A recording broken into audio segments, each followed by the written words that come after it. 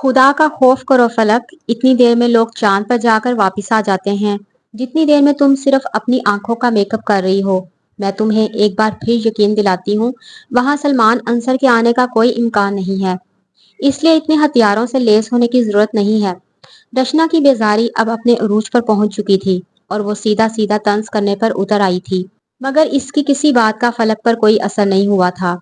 वो इसी सुकून और इत्मीनान से अपनी पलकों पर मस्कारा की एक और कोटिंग करती रही। उठ जाओ फलक, उठ जाओ। हम कॉन्सर्ट पर जा रहे हैं, किसी फैशन शो में नहीं। अब बस करो। इसकी खामोशी ने रचना को कुछ और तपाया।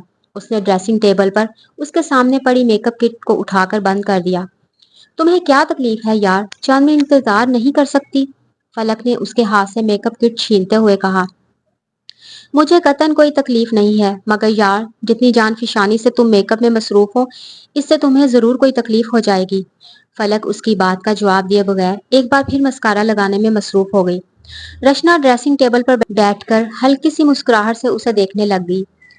फलक अपने चेहरे पर जमी उसकी आंखों को नजरअंदाज करते हुए मेकअप में मसरूफ रही। फलक, तुम्हें आखिर मेकअप की जरूरत ही क्या है? तुम्हें तो खुदा ने पहले ही बहुत मुकम्मल बनाया है। मेकअप की जरूरत तो उन लोगों को होती है जिनमें कोई खामी, कोई कमी रह गई हो। तुम में तो ऐसी कोई बात नहीं है। चल हमें उसके चेहरे पर नजर जुमाए रखने के बाद रचना ने कहा। एक दिलकश मुस्कुराहट फलक के चेहरे पर लहराई। एक खास अदा से दायां आईब्रो उचकाते हुए उसने कहा, जानती हूँ मुझे मेकअप की जरूरत नहीं है, मगर सलमान को मेकअप पसंद है, और जो चीज उसे पसंद है वो फलक को कैसे नापसंद हो सकती है?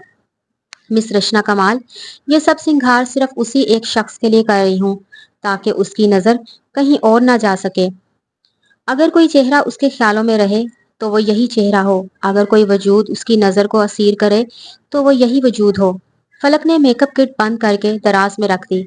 दिल तो उस बंदे का पहले ही जीत चुकी हो, अब बाकी क्या रहा जिसे हासिल करने की ख्वाहिश है? वो बंदा तुम्हारे पीछे इस कदर दीवाना है कि इस सब सिंगार के बगैर भी उसकी नजर तुम्हारे अलावा किसी और चेहरे पर नहीं टिकेगी।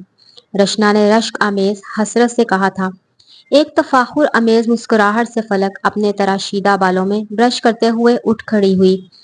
खूबसूरती की अगर कोई हद होती तो वह हद फलक शेर अफगन थी। वो मुजस्मे हुसन थी।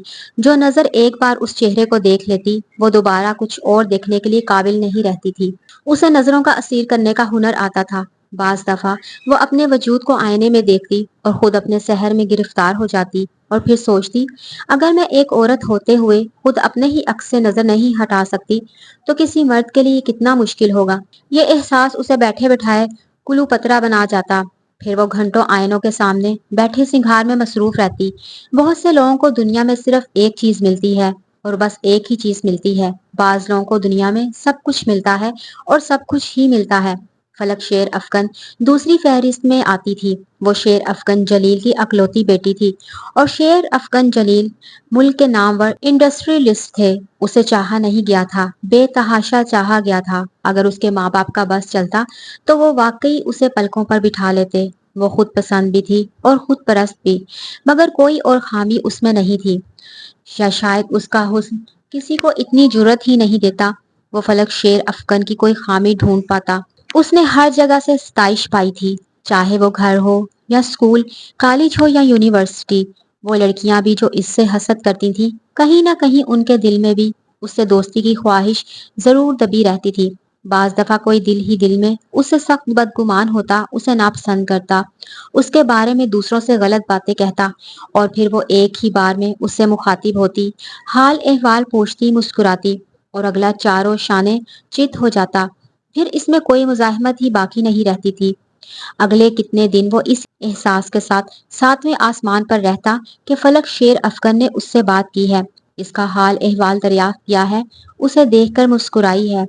फिर वो दोबारा कभी उसकी मुखालफत करने की जुर्रत ना कर पाता। वो अक्सर अपने मुखालफिन को इस तरह चित किया करती थी। वो यूनिवर्सिटी में MFA कर रही थी, मगर उसका हल्का अहबाब लंबा चौड़ा नहीं था।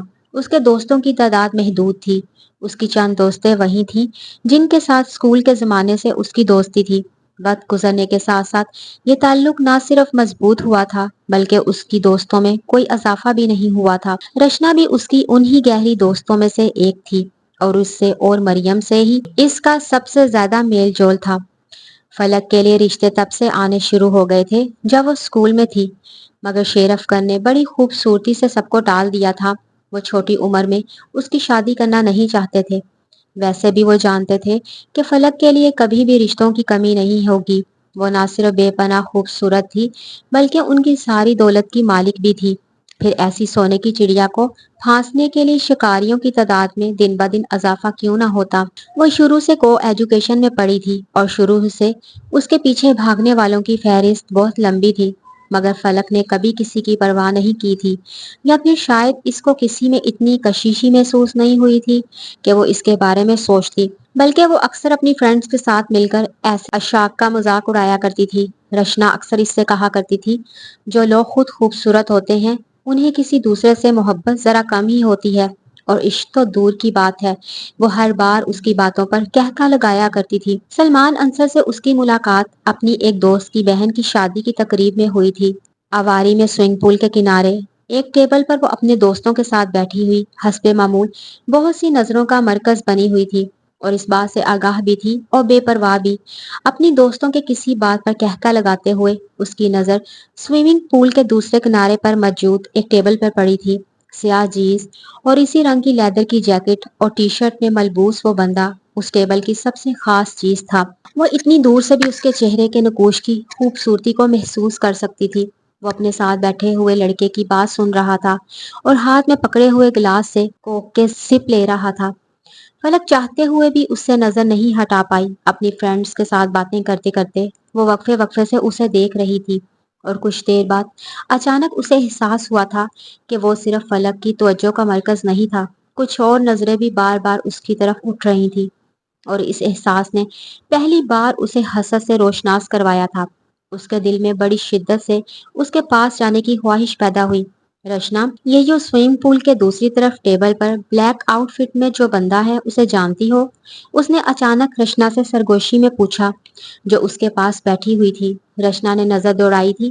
نہیں یار، یہ کوئی نیا بندہ ہے، کم سے کم میں واقف نہیں ہوں، اس نے سر ہلاتے ہوئے کہا۔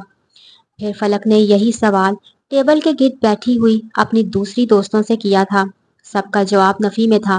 رمشا سے پوچھو، میرا خیال ہے یہ اس کے بہنوئی کا کوئی دوست ہوگا، رشنا نے اس سے کہا تھا۔ وہ رشنا کے ساتھ اٹھ کر سٹیج کی طرف آ گئی تھی۔ وہاں رمشا دلہا دلہن کے ساتھ بیٹھی تصویریں بنوا رہی تھی۔ فلک نے اسے ایک طرف بلوایا اور اس بندے کے بارے میں پوچھا تھا۔ وہ اپنے بھائی سے اس کے بارے میں پوچھنے گئی تھی۔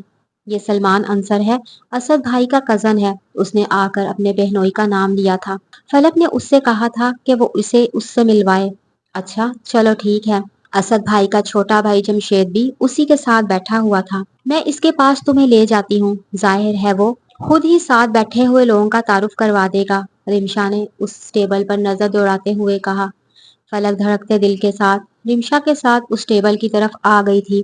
وہ دور سے جتنا خوبصورت نظر آ رہا تھا، پاس آ کر اس سے زیادہ اچھا لگا تھا اسے۔ رمشا کے ساتھ جب وہ اس ٹیبل کے پاس پہنچی تو رمشا نے جمشید سے اس کا تعارف کروایا تھا۔ پھر جمشید نے باری باری ٹیبل کے گرد بیٹھے ہوئے لڑکوں کا تعارف ان سے کروایا تھا۔ سلمان انصر نے اپنے تعارف پر ایک ہلکی سی مسکراہٹ کے ساتھ ہیلو کہا تھا، پھر وہ پہلے کی طرح ارد گرد نظر دوڑانے میں مصروف ہو گیا۔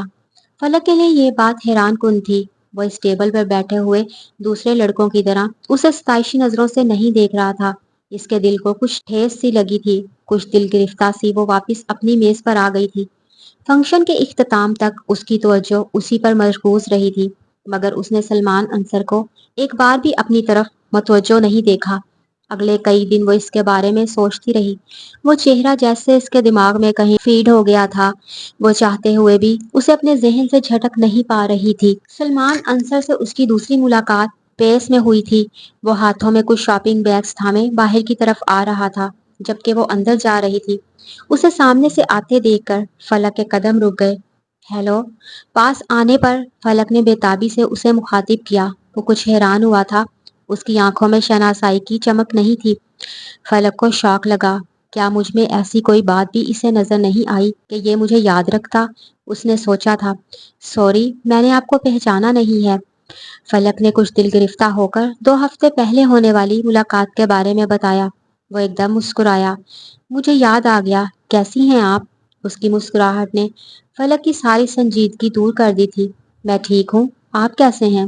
فائن، اگر آپ مائنڈ نہ کریں تو کیا میں آپ کو لنچ کی آفر کر سکتی ہوں؟ اس نے ایک لمحہ کی تاخیر کے بغیر اس سے کہا تھا۔ وہ اس اچانک آفر پر کچھ حیران ہوا تھا۔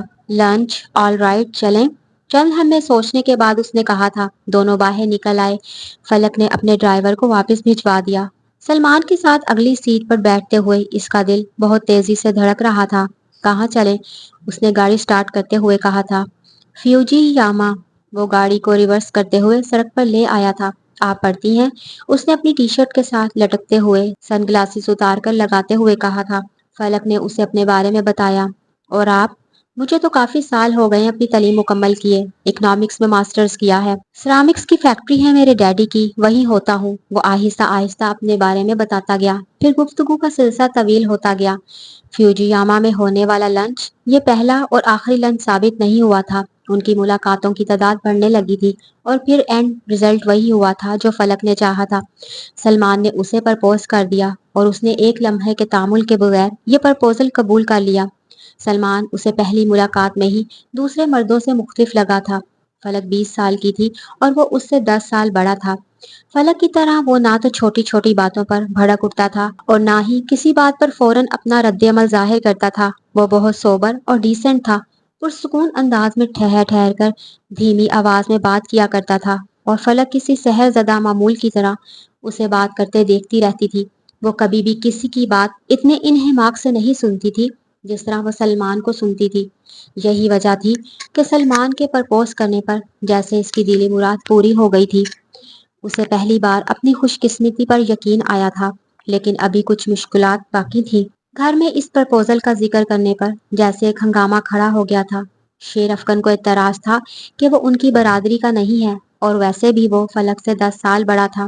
ایک اور اعتراض انہیں یہ تھا، وہ بلا شبہ ایک ویل آف فیملی سے تعلق رکھتا تھا، مگر وہ فیملی شیر افکن جلیل کی ٹکر کی نہیں تھی۔ فلک کے لیے اگر یہ ساری باتیں بے معنی تھیں تو شیر افکن کے لیے یہی چیزیں اہمیت رکھتی تھیں۔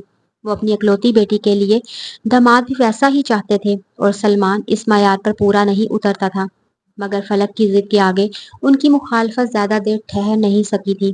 وہ اس کے رونے دھونے اور خاموشی کو برداشت نہیں کر سکے تھے اور انہوں نے سلمان کے رشتے کو نہ چاہتے ہوئے بھی قبول کر لیا تھا۔ مگر شیر افکن کی ناپسندیدگی سلمان سے چھپی نہیں رہ سکتی تھی۔ منگنی کے فوراً بعد ان کے اختلافات ایک بار پھر ابھر کر سامنے آئے تھے، جب شیر افکن نے یہ کوشش کی تھی کہ سلمان اپنی فیکٹری چھوڑ کر ان کے بزنس کو دیکھنا شروع کرے۔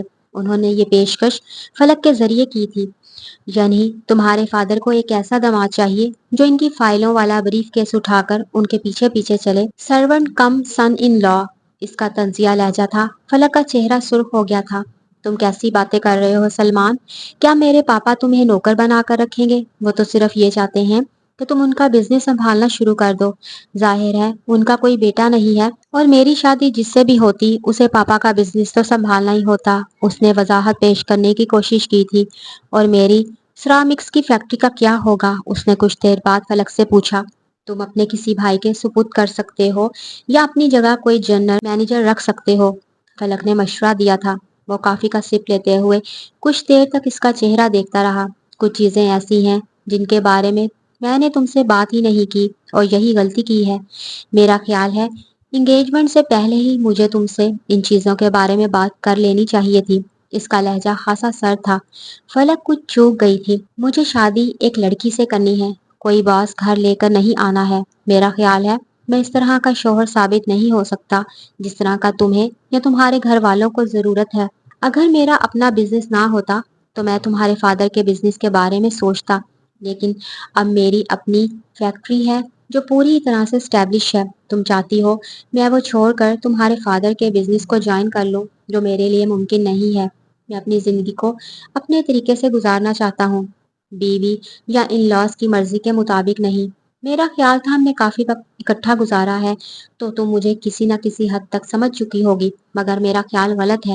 اس لیے میرا خیال ہے ہم کسی نئے رشتے میں بندنا نہیں چاہیے۔ اس نے اپنی بات کے اختتام پر اپنی انگلی سے منگنی کی انگوٹھی اتار کر فلک کے سامنے ٹیبل پر رکھ دی تھی۔ وہ بالکل بے حس و حرکت تھی۔ اس نے والٹ نکال کر بل کے پیسے مینو کارڈ میں رکھے اور پھر اٹھ کھڑا ہوا۔ فلک کو ابھی تک یقین نہیں آ رہا تھا وہ اتنی چھوٹی سی بات پر یہ قدم۔ اس نے اسے ریسٹورنٹ کے دروازے سے نکلتے دیکھا اور پھر جیسے وہ اپنے حواس میں واپس آ گئی تھی، اپنا بیگ اور انگوٹھی اٹھا کر وہ بھاگتی ہوئی اس کے پیچھے گئی تھی۔ وہ پارکنگ کی طرف جا رہا تھا۔ آئی ایم سوری سلمان، اگر تم میری بات پر ہرٹ ہوئے ہو تو، لیکن میرا یہ مطلب نہیں تھا۔ اس نے پاس آ کر اس کے کندھے کو تھام کر لجاجت سے کہا تھا۔ وہ رک گیا تھا۔ بات ہرٹ ہونے یا نہ ہونے کی نہیں ہے، بات اپنی اپنی خواہشات اور ضرورت کی ہے۔ تمہارے فادر کو واقعی ایک شخص کی ضرورت ہے جو ان کے بزنس کو سنبھالے، مگر اس نے بڑی نرمی سے اس سے کہا تھا، مگر فلک نے اس کی بات کاٹ دی۔ اس موضوع پر ہمارے درمیان دوبارہ کبھی بات نہیں ہوگی۔ جو تم چاہو گے وہی ہوگا۔ پاپا کیا سوچتے ہیں یا کیا چاہتے ہیں، میں تم سے دوبارہ کبھی اس بات کا ذکر نہیں کروں گی۔ اس نے قطعی لہجے میں سلمان سے کہا تھا۔ اب تم یہ انگوٹھی پہن لو۔ سلمان نے کچھ سوچتے ہوئے رنگ پکڑ لی۔ شیر افغن کی ناراضگی سلمان کے اس انکار کے بعد کچھ اور بڑھ گئی تھی۔ انہوں نے فلک کو سلمان کے خلاف اکسانے کی کوشش کی تھی، مگر وہ اب ان کی کوئی بات سننے پر تیار نہ تھی۔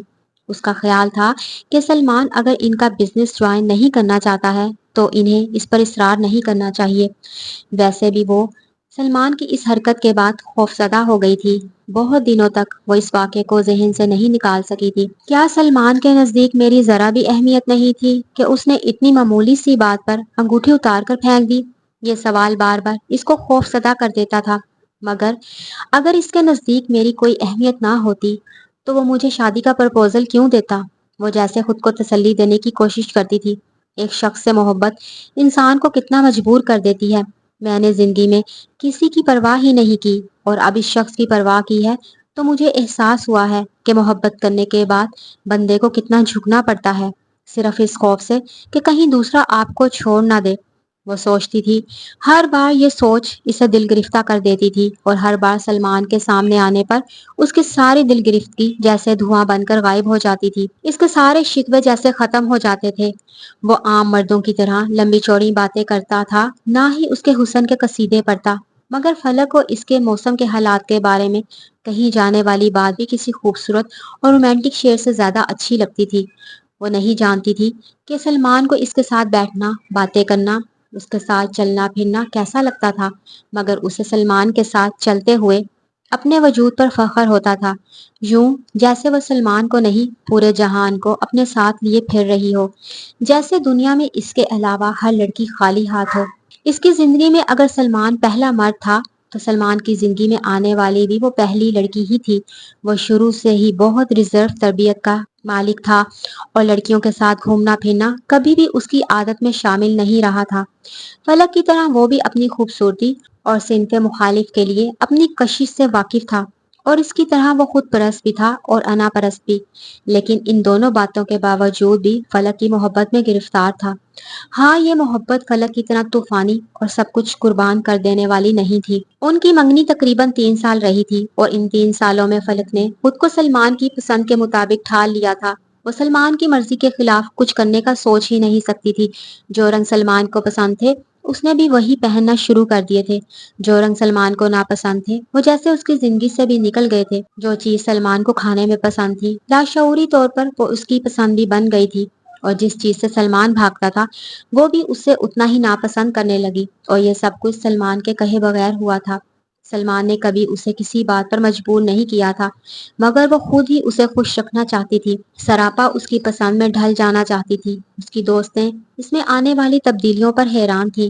وہ سوچ بھی نہیں سکتی تھی کہ فلک شیر افغن، جو پتہ نہیں خود کتنے دلوں کی دھڑکن ہے، وہ اپنے آپ کو صرف ایک شخص کے لیے اتنا بدل دے گی۔ اس کی ہر بات میں سلمان عنصر کا ذکر آتا تھا۔ بعض دفعہ اس کی دوستیں اس بات پر اس کا مذاق اڑاتی، مگر فلک کو کوئی پرواہ نہیں تھی۔ 3 سال بعد بڑی دھوم دھام سے اس کی اور سلمان کی شادی ہو گئی تھی۔ شادی سے کچھ عرصہ پہلے ہی سلمان نے اپنے لیے ایک علیحدہ گھر لے لیا تھا، اور فلک شادی کے بعد اسی گھر میں گئی تھی۔ شادی کے بعد فلک کے دل میں سلمان کے بارے میں جو تھوڑے بہت خدشات تھے وہ بھی ختم ہو گئے تھے۔ وہ ایک بہت ہی محبت کرنے والا اور خیال رکھنے والا شوہر ثابت ہوا تھا۔ شادی سے پہلے کی جس بے نیازی اور بے پرواہی نے فلک کو خوف زدہ کیا تھا وہ شادی کے بعد غائب ہو گئی تھی۔ وہ فلک کا کسی ننھے بچے کی طرح خیال رکھتا تھا، شادی سے پہلے اس کی کم گوئی بھی ختم ہو گئی تھی۔ فلک کو اپنی زندگی پر پہلی بار اشک آنے لگا تھا۔ ٹھیک ہے، میں نے اس شخص کے لیے اپنے آپ کو بہت بدلا ہے، اسے خوش کرنے اور خوش رکھنے کے لیے بہت کچھ چھوڑا ہے، مگر وہ سب بیکار تو نہیں گیا۔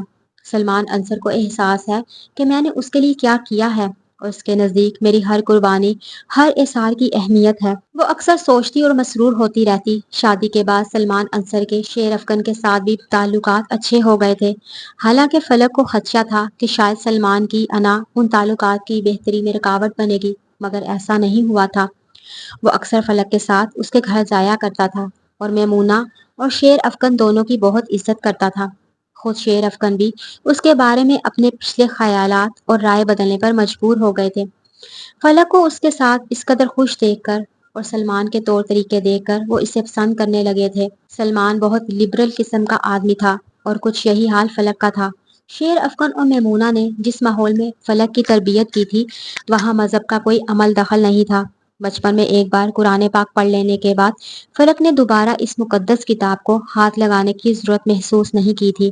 نماز اور روزے سے بھی وہ اپنی ماں کی طرح بے نیاز تھی۔ اس کا خیال تھا کہ آج کے دور میں اتنا مذہبی ہونا خاصا دقیانوسی کام ہے۔ جب کبھی دوستوں سے اس کی اس موضوع پر بات ہوتی تو وہ کہتی، دیکھو یار، مجھے قیامت وغیرہ پر زیادہ یقین نہیں ہے، جو کچھ ہونا ہے دنیا میں ہی ہوگا، اچھی یا بری، جیسی زندگی بھی گزارنی ہے بس ایک بار ہی گزارنی ہے، ایسا بار بار نہیں ہوگا۔ رشنا کو بعض دفعہ اس کی باتوں پر اعتراض ہوتا، کیونکہ وہ باقاعدگی سے نہ صحیح لیکن نماز وغیرہ پڑھ لیا کرتی تھی۔ فلک اس کے اعتراض پر ہر دفعہ مسکرا کر کہتی، دیکھو رشنا، یہ عبادت وغیرہ بندہ تب کرتا ہے جب اس کی اللہ سے لمبی چوڑی فرمائشیں ہوں یا پھر اس نے اچھے خاصے گناہ کیے ہوں۔ میرے ساتھ تو دونوں مسئلے نہیں ہیں، نہ تو میں اللہ سے کچھ مانگتی ہوں اور نہ ہی میں کوئی گناہ کرتی ہوں، پھر ہر وقت مصلے پر بیٹھے رہنے کا کیا فائدہ؟ رشنا ہر بار خاموش ہو جاتی تھی۔ وہ اسے دلیل سے قائل نہیں کر سکتی تھی، کیونکہ خود اس کا مذہب کے بارے میں علم بہت کم تھا اور وہ فلک کو دلیل کیسے دے سکتی تھی؟ فلک کے برعکس سلمان اس طرح کی باتیں تو نہیں کرتا تھا، لیکن نماز روزے سے وہ بھی کوسوں دور تھا۔ اس کے نزدیک اتنا ہی اسلام کافی تھا کہ بندہ مسلمان ہو اور اس کا نام بھی مسلمانوں والا ہو۔ ہاں، زندگی کو ویسے گزارنا چاہیے جیسے زمانہ ہو۔ پھر وہ دونوں راوی کی سیر کے لیے گئے تھے۔ شادی سے پہلے بھی وہ دونوں اکثر یہاں آیا کرتے تھے۔ فلک کو یہاں دریا کے کنارے پر تنہائی اور خاموشی میں آ کر بیٹھنا بہت پسند تھا۔ بعض دفعہ جب سلمان اس کے ساتھ نہ ہوتا تو اپنی کسی دوست کو ساتھ لے آتی۔ کشتی کے ذریعے وہ کامران کی 12 دری میں چلے گئے۔ دریا کے وسط میں بنی ہوئی یہ مغلیہ دور کی عمارت اسے بڑی اٹریکٹ کیا کرتی تھی۔ سلمان اور وہ 12 دری کے مختلف حصوں میں پھرتے اور باتیں کرتے رہے۔ پھر جب شام ڈھلنے لگی تو وہ دونوں ایک بار پھر کشتی کے ذریعے 12 دری سے واپس کنارے پر آ گئے تھے۔ کنارے سے اوپر سڑک پر جانے کے لیے انہوں نے چلنا شروع کیا تھا جب فلک نے پھٹے کپڑوں اور لمبے بالوں اور داڑھی والے ایک فقیر کو دیکھا تھا۔ وہ دریا کے کنارے سے کچھ فاصلے پر بیٹھا تھا۔ اس کی داڑھی اور بالوں میں کیچڑ لگا ہوا تھا اور پھٹے کپڑوں میں سے اس کا سیاہ سوکھا ہوا جسم نظر آ رہا تھا۔ اس نے اپنی قمیض کے دامن میں کچھ پتھر اکٹھے کیے ہوئے تھے اور وہ وقفے وقفے سے گڑھے میں پتھر پھینک رہا تھا۔ پتھر گرنے پر کیچڑ اور پانی اچھل کر ادھر ادھر گر رہا تھا۔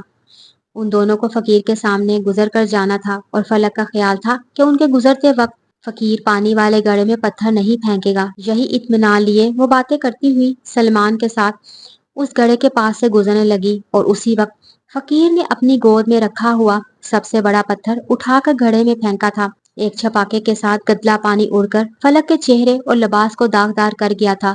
سلمان دوسری جانب تھا۔ اس کے کپڑوں پر بھی چھینٹے پڑے، مگر ان کی تعداد زیادہ نہیں تھی، مگر فلک کے سفید لباس پر وہ کیچڑ بہت نمایاں ہو گیا تھا۔ یو ایڈیٹ، اندھے ہو تم؟ نظر نہیں آتا تمہیں کہ کوئی گزر رہا ہے؟ وہ غصے کے عالم میں چلائی تھی۔ میں واقعی اندھا ہوں، مجھے دنیا نظر نہیں آتی۔ وہ اس کی بات پر ایک لمحے کے لیے ساکت ہو گئی تھی۔ اپنے حلیے کے برعکس اس فقیر کی آنکھوں اور آواز میں بہت سکون اور بہت ٹھہراؤ تھا۔ اس کا لب و لہجہ بہت شائستہ تھا، وہ ان پڑھ نہیں لگتا تھا۔ اگر اندھے ہو تو یہاں بیٹھ کر لوگوں کو گندا کیوں کر رہے ہو؟ جاؤ کہیں اور جا کر بیٹھو یا اپنے ہاتھوں پر قابو رکھو۔ اس کا غصہ پھر اونت کر آیا تھا۔ اس نے ٹشو نکال کر چہرے سے کیچڑ صاف کرنا شروع کیا تھا۔ بی بی، تو گندگی سے کیوں ڈرتی ہو؟ تجھے کیا لگتا ہے یہ کیچڑ تجھے کسی کی نظر سے اوجھل کر دے گا؟ تجھے لگتا ہے اتنا سا کیچڑ اس شخص کی محبت کو ختم کر دے گا؟ اس بار اس نے عجیب سے لہجے میں سلمان کی طرف ہاتھ سے اشارہ کیا تھا۔ इस शख्स की परवाह ना कर, अल्लाह की परवाह कर।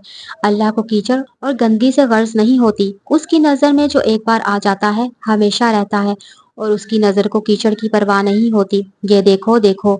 वो एकदम उठकर कीचड़ के उस घड़े के पास आकर बैठ गया, और फिर इसने कीचड़ निकाल निकाल कर अपने चेहरे और लिबास पर मलना शुरू कर दिया।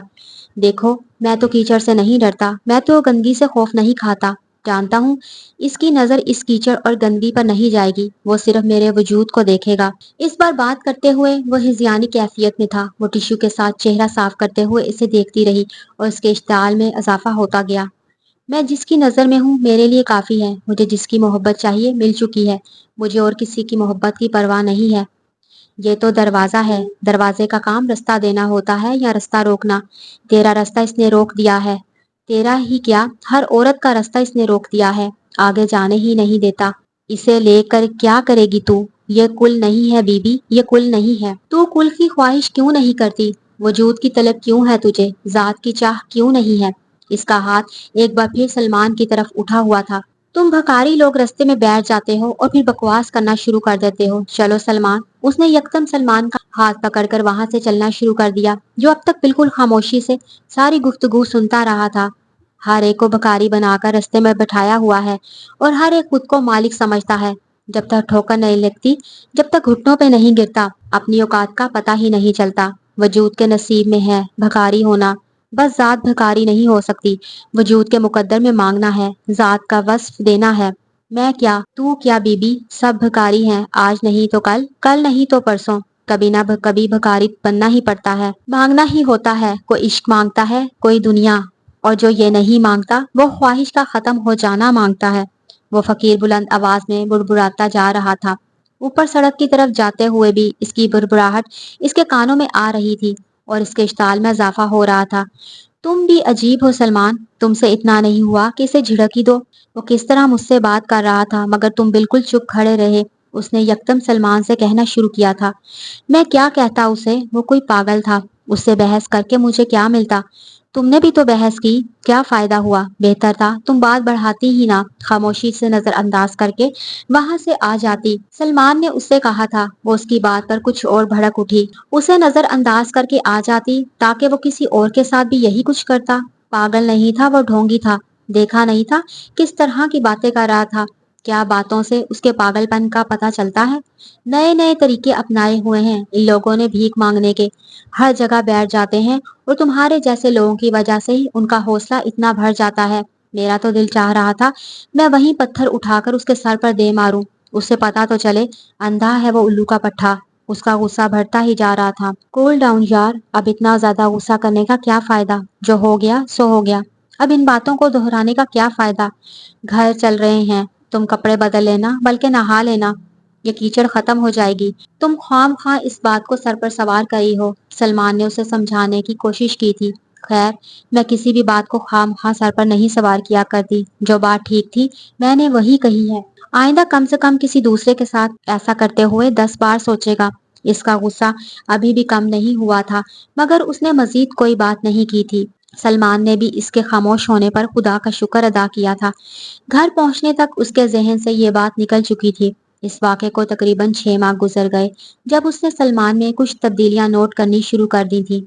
शादी के 2.5 साल और उससे पहले के 3 साल जो इसने सलमान के साथ गुजारे थे, उनमें उसने सलमान को एक बेहद ठंडे मिजाज का इंसान पाया था। वो बड़ी से बड़ी बात पर भी फौरी रद्द-ए-अमल का इजहार नहीं करता था, और ना ही गुस्से में आता था, बल्कि अपनी नाराजगी का इजहार बड़े धीमे लहजे में करता था। लेकिन अब वो यकदम छोटी छोटी बातों पर भड़कने लगा था। फलक ने पहले इस बात पर इतनी तवज्जो नहीं दी, लेकिन फिर जब ऐसा अक्सर होने लगा था तो वो कुछ परेशान हुई। लेकिन फिर उसने ये सोचकर सब कुछ नजरअंदाज करने की कोशिश की कि हो सकता है फैक्ट्री के किसी मामले की वजह से परेशान हो।